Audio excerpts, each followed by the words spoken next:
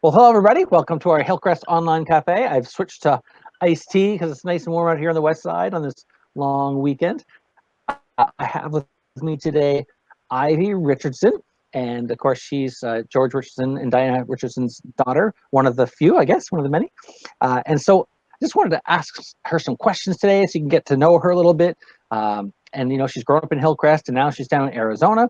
And so I just gotta help to get you to know her like I know her and just to share a bit of our story. So, would you mind sharing a little bit about your family and who you are and all that kind of good stuff? Sure. Hi everyone, it's great to be here, and I know there's probably a few people in the audience that know who I am, but some who don't. Yeah, I grew up at Hillcrest. Basically, it's the only church that we went to, and my parents are still there all my schooling years and everything. And I'm the oldest child of George and Diana. If you don't know my family, there's me. I have four brothers, and then my sister Leah. And I know that probably a lot of you know Leah too, because she's worked at Hillcrest. And so yeah, I lived in St. John right up until when I went to university. Went to university in Fredericton. Met my husband there. And we eventually, well, before I finished my degree at UNB, we moved out to Alberta. And I can talk a little bit more about that too. But we have two kids, two young adult kids now. Shayna is our first. She is 20, just turned 23. And she now lives in Boston. And Lawson is 21, and he lives at home. He still lives at home with us. And yeah, just have the two kids. So I stopped after that. Yeah, a little bit about me. I've just, I've kind of done a few different, part-time jobs and things over the years. I had a day home at one point. I did get my degree in education. And I taught for less than a year. During that year, I got pregnant for my first child with Shayna. So I didn't even finish out the year. And so we had, at that point, we were living in Edmonton, Alberta, where we had finished our education. And my husband had started working for an engineering company called Stantec. And he still works for them today. And we were transferred from there to Lethbridge, Alberta, and both of our children were born in Lethbridge, Alberta. And we lived in Lethbridge for 5 years. And then, yeah, it was, after that we were transferred to the US. So if you want, I can tell you a little bit about, about that experience and how that's been. Basically, yeah, that was over 17 years ago. We moved from Canada and immigrated to the US on visas with Stantec. And it's been a great experience. Never thought I would live in the States, and I didn't even think I would live here this long. But we first came down on visas, and then about 5 years in became permanent residents. And so we are still permanent residents. We have not yet become US citizens. We identify very much as Canadians.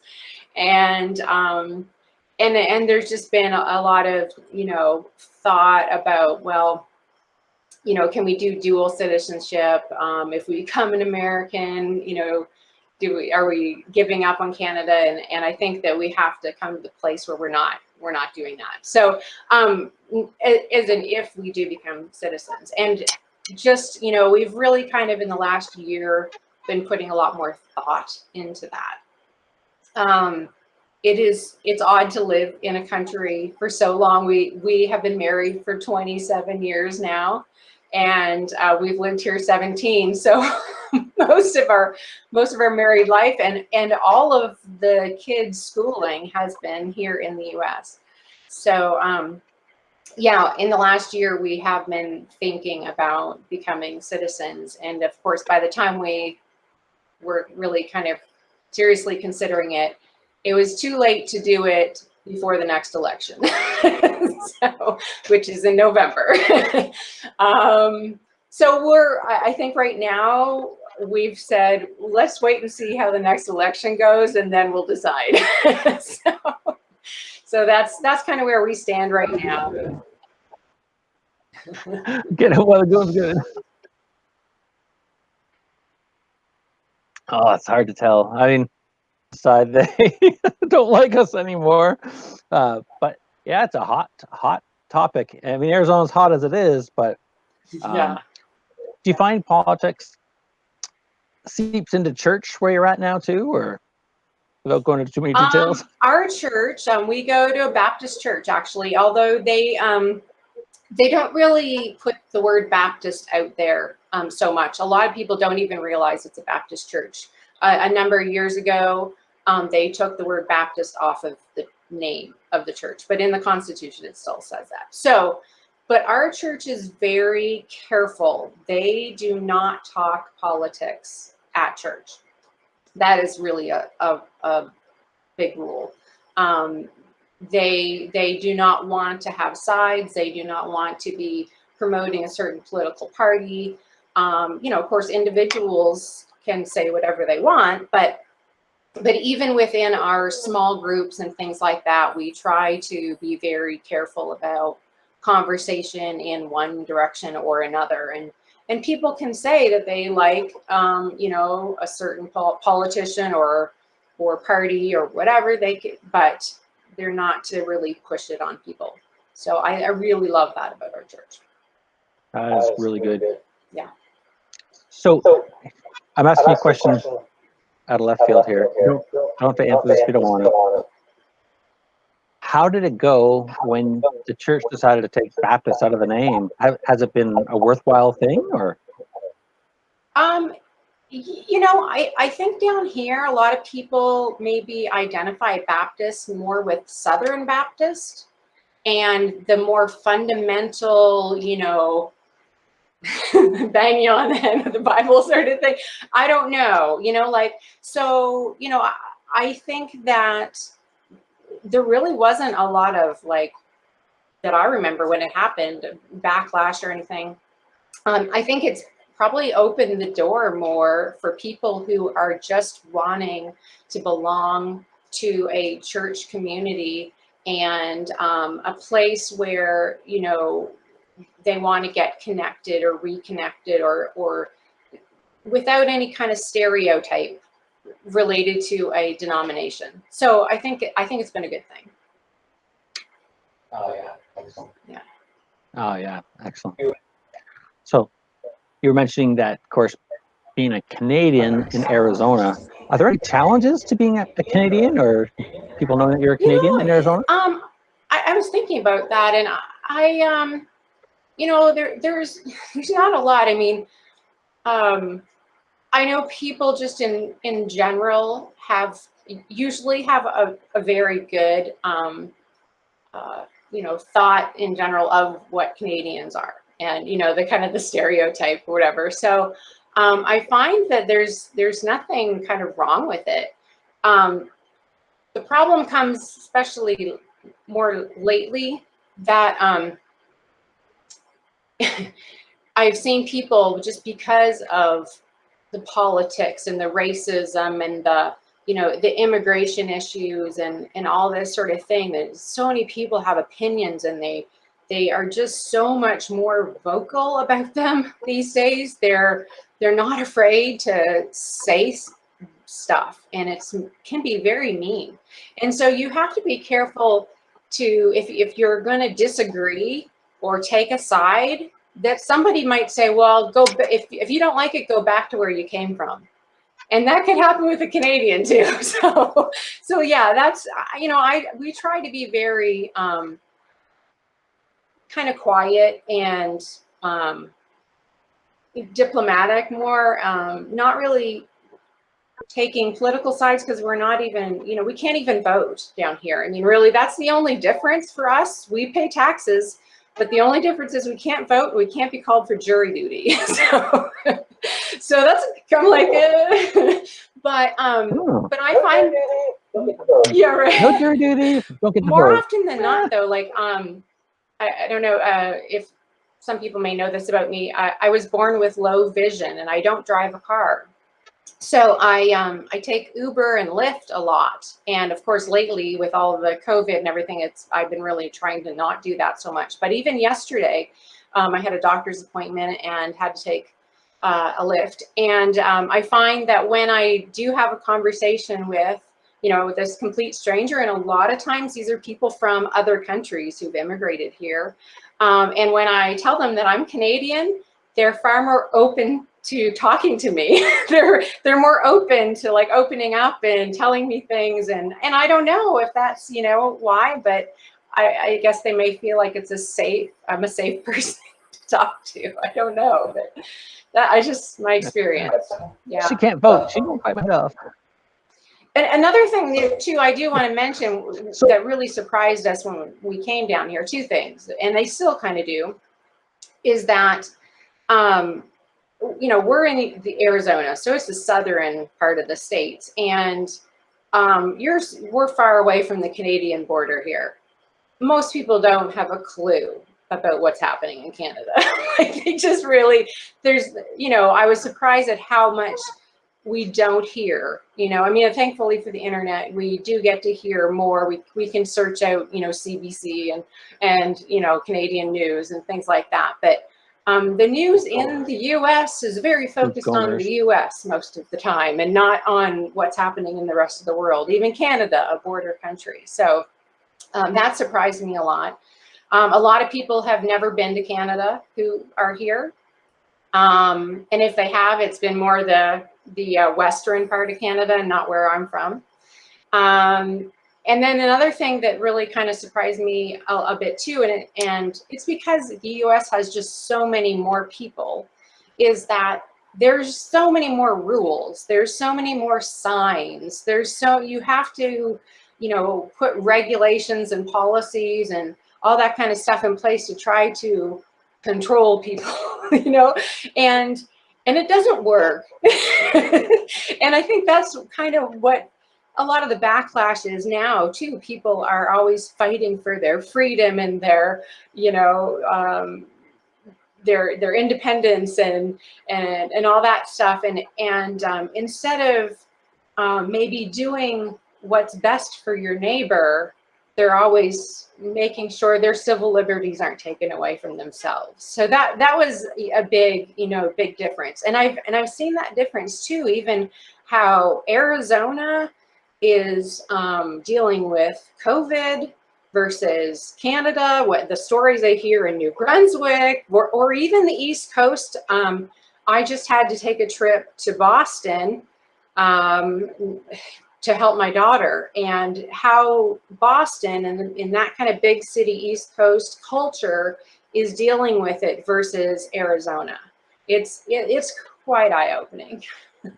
We're a cowboy kind of culture here. Yeah. Right. So wearing a mask is only for if you're in the back. Right. So wearing a mask is only for if you're in the back of a horse. Yeah. Yeah. If that. Yeah. Yeah. Right. So how have you seen God work amidst all those tribulations? I mean, every state's doing things differently, but God's at work everywhere. How have you seen him at work? Yeah, I mean, I do see him working, because when you have people who are really frustrated with, especially when it's with injustice and racism, that is really personal. And you know, besides all the crazy political stuff that's going on, and that's kind of all mixed in with it more than any other time that I've been alive. But you know, I know people personally. There is a family at our church who it's a mixed family. She's white and he is black, and they have adopted black children. And so, you know, and I don't even know if everyone knows they adopted them, but, you know, they probably assume that they're theirs and they're black. And, and so she also is the, I think the executive director for Tucson Refugee Ministry here in Tucson. We support, or we were, there's been a real lack of refugees coming in because of all the regulations and everything too. So, but we have a huge refugee community, and she is now just recently this year the executive director of that.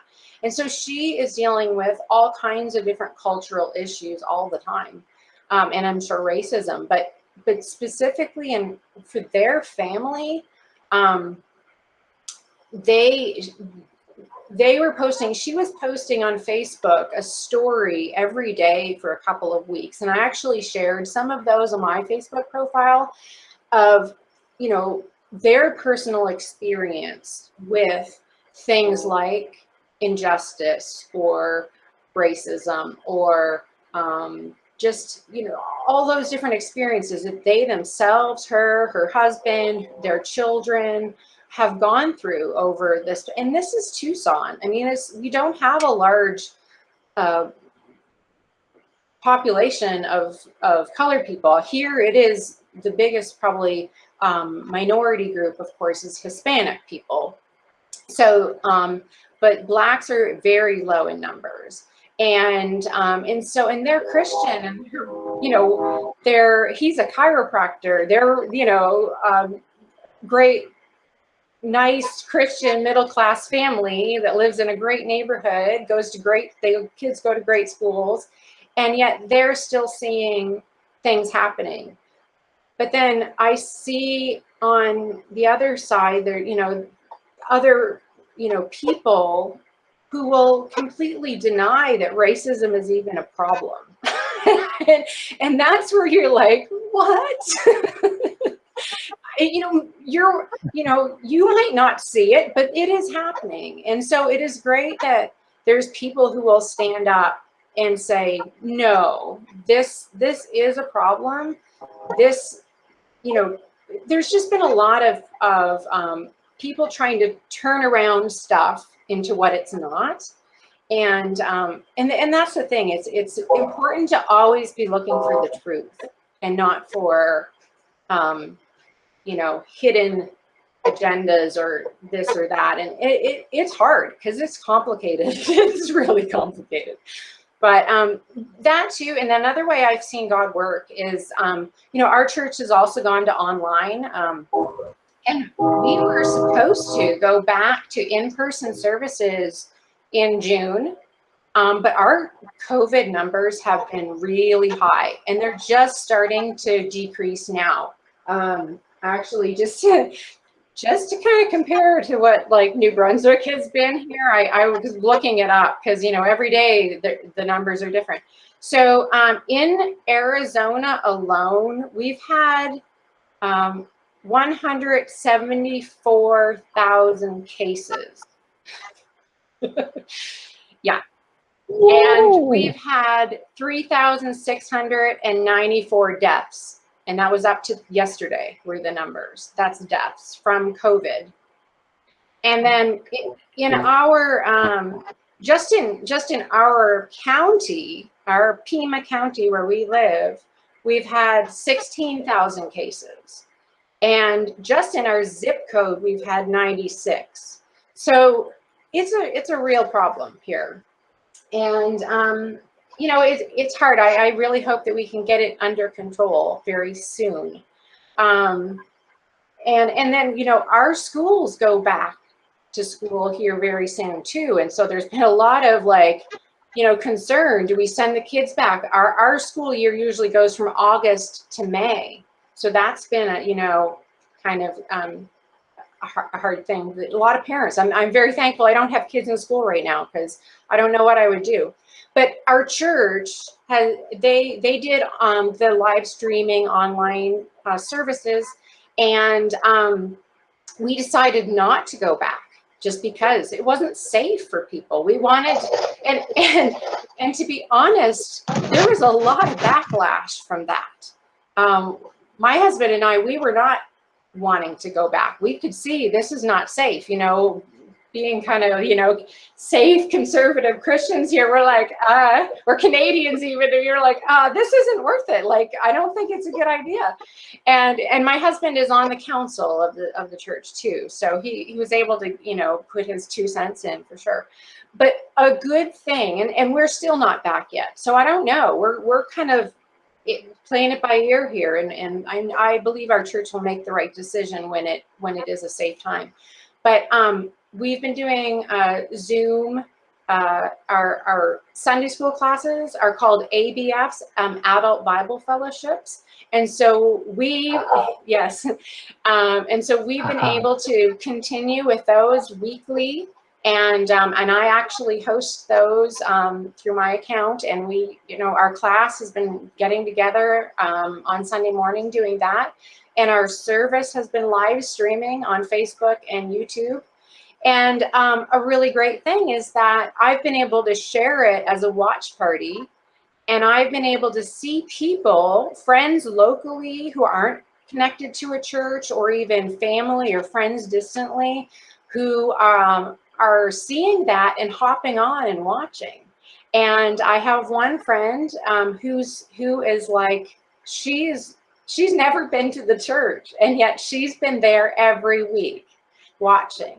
And she even did a YouVersion study with me, and we're going to be doing another live stream.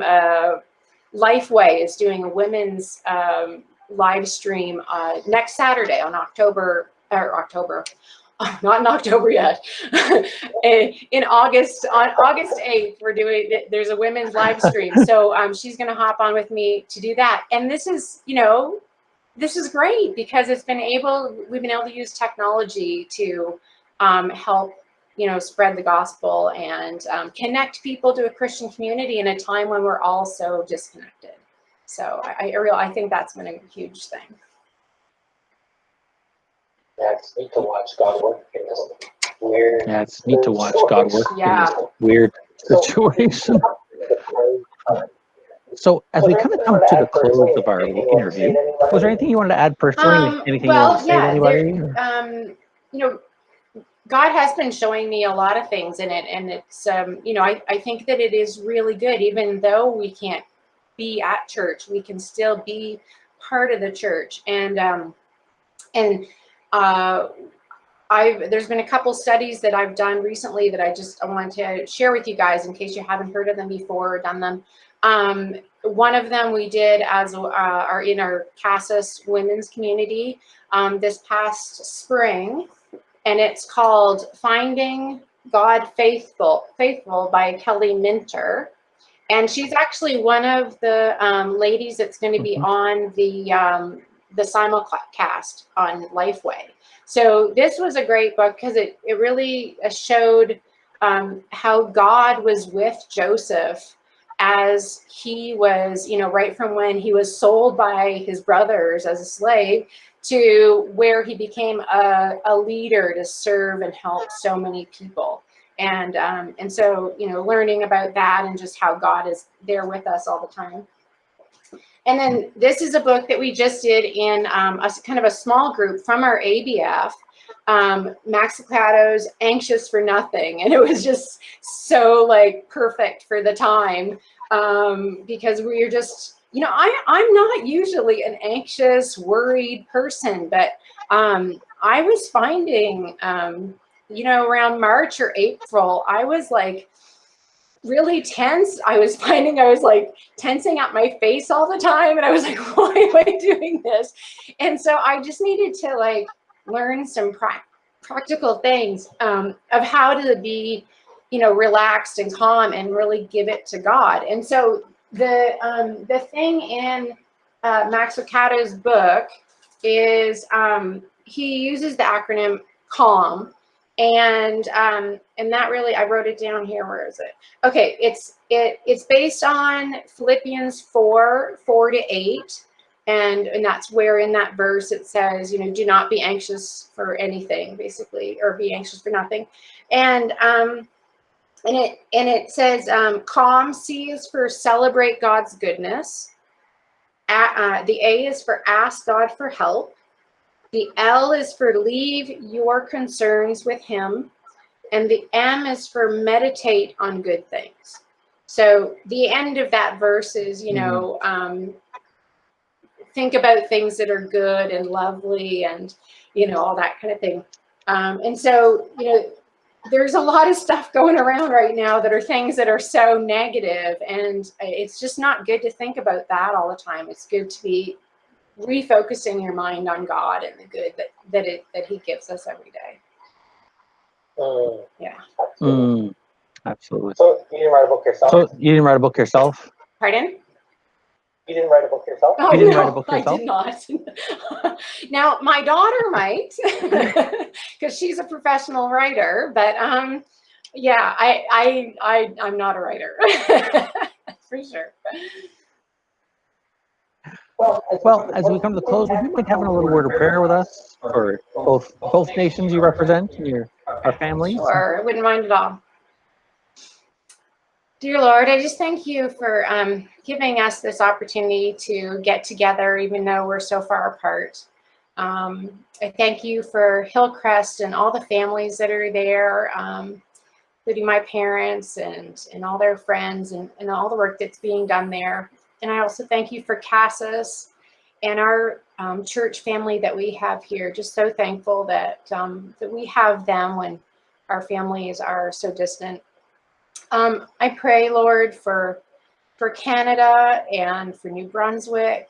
I also pray for the U.S. and for Arizona, Lord. And even though the cultures can be different in so many ways, they're not so unalike. The people really are needing the same things from you, Lord. And I pray that we will, when we're anxious and when we're worried, when we're going through struggles and tribulations, that we will always think to look to you first for our help and our answers.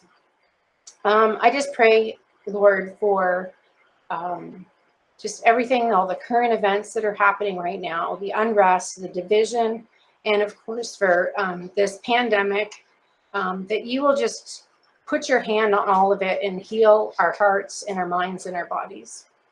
In Jesus' name, amen. Amen. Well, Thank you, Ivy, very much for sharing You're with us. welcome. Just want to remind everybody we have church tomorrow at 10, or not tomorrow, Sunday at 10:30, and Tuesdays we have Bible studies at 2, and other interviews like this every Thursday at 2 o'clock. So once again, thank you, Ivy, and we'll talk to you a little later. God bless. Hopefully I can come to visit sometime soon.